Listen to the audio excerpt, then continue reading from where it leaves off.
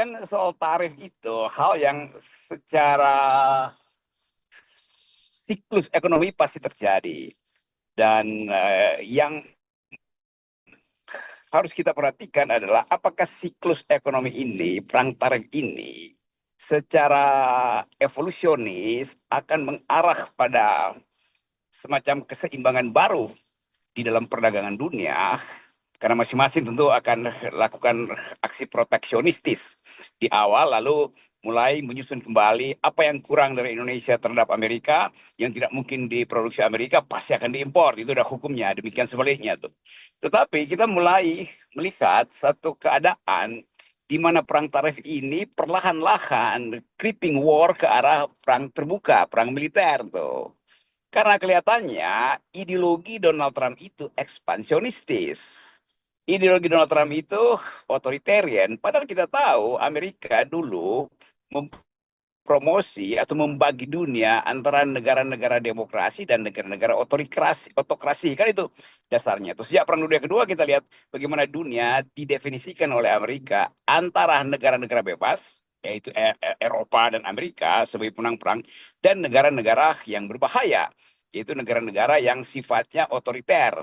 Jerman masih disebut di situ bahkan dulu tuh. Lalu ada Rusia, ada Cina. Sekarang kita lihat bagaimana Donald Trump itu mendefinisikan Eropa. Sejak bulan lalu kita tahu bagaimana Donald Trump, terutama wakil presidennya, Vance ini, datang ke Eropa untuk memprovokasi gerakan kanan di Eropa. Karena dianggap bahwa ideologi apapun, mau fasis, termasuk fasisme itu harus diucapkan dalam sistem demokrasi kan. Jadi buat saya soal dagang ini semacam perantara aja untuk mulai melihat bagaimana dunia akan diatur ulang. Nah, kita mulai melihat misalnya koneksi antara Amerika dengan Rusia untuk menghajar Eropa melalui Ukraina, bagaimana Amerika memprovokasi fasisme timbul kembali di Jerman. Jadi kelihatannya kita mau melihat dunia baru yang tidak sekedar hasil renegosiasi dagang, tapi pasti hasil renegosiasi politik, bahkan militer. Kan kalau kita perhatikan, Eropa sekarang mulai merasa dia juga perlu semacam uh, perkumpulan militer karena kemungkinan betul perang akan terjadi. Walaupun Eropa tentu hati-hati, wah, oke, yang penting dia bisa halangi ekspansi militer dari musuh-musuh Eropa itu, tetapi tidak boleh menjadi negara yang ekspansionis. Jadi kita mau lihat itu tuh. Yang kedua, jadi ini adalah soal kondisi global, yaitu security global yang terancam justru dimulai oleh disorder yang dibuat oleh Donald Trump. Kan dulu kita percaya bahwa dunia ini ada ordernya, minimal multilateral. Sekarang kita tidak melihat ada order di situ karena institusi-institusi yang dibangun sejak Perang Dunia Kedua itu, isu ekonominya, World Bank, institusi-institusi keamanan, Mahkamah Internasional, segala macam, institusi masyarakat sipil, yaitu dana-dana negara-negara barat ke negara-negara yang lagi berupaya membangun demokrasi, dihilangkan oleh Trump semua kan. Jadi Trump membatalkan ide demokrasi itu. Lalu dia mulai mensponsori ide otokrasi. Kan itu intinya, itu paradigmanya di situ. Nah sekarang Indonesia mau ngapain di situ? Tentu Indonesia dengan gampang bisa mengatakan ya kami toh masih bisa berdiri atas kaki sendiri. Kenapa? Karena semua sumber ekonomi bisa kami hasilkan sendiri. Tetapi yang harus diperhatikan adalah ketika negeri ini, Indonesia, sedang berupaya untuk menghasilkan kepemimpinan baru di Asia, kita diterpa justru oleh tarif itu kan. Nah reaksi kita selalu konservatif, yaitu bertahan seolah-olah masih bisa nego dengan Donald Trump, tapi Donald Trump tahu batasmu mau nego apa sih, kira-kira begitu kan. Jadi kita mau lihat sebetulnya kajian political ekonomi yang memungkinkan Indonesia ambil keuntungan dalam pengertian siasat dari keadaan ketiadaan order ini. Di dalam ketiadaan order, Indonesia mesti ambil keuntungan dari situ. Apa misalnya? Sebentar lagi ada perayaan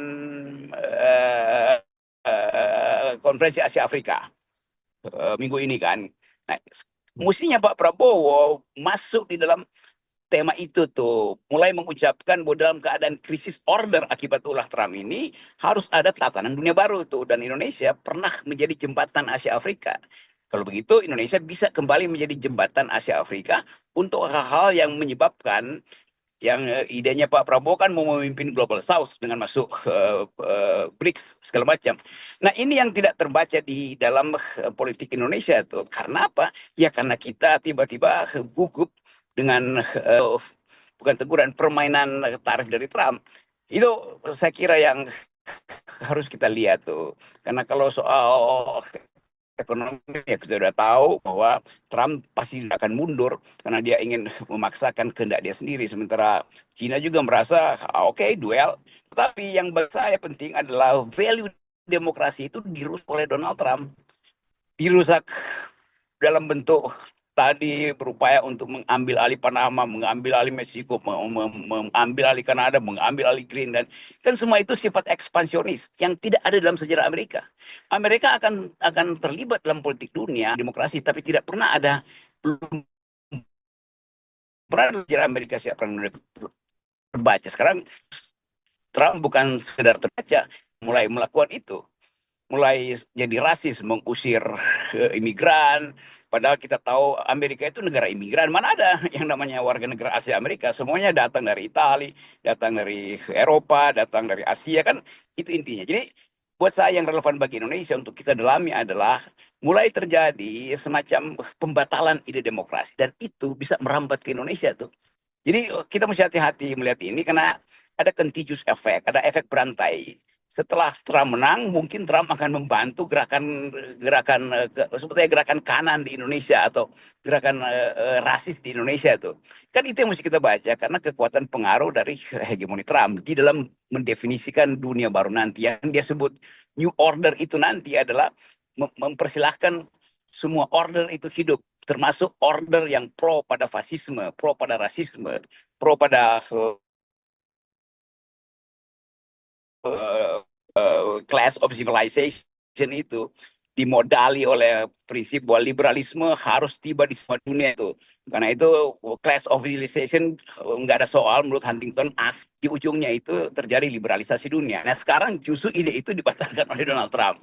Kira-kira itu pengantarnya Pak Mardhani dan sang moderator yang terus-menerus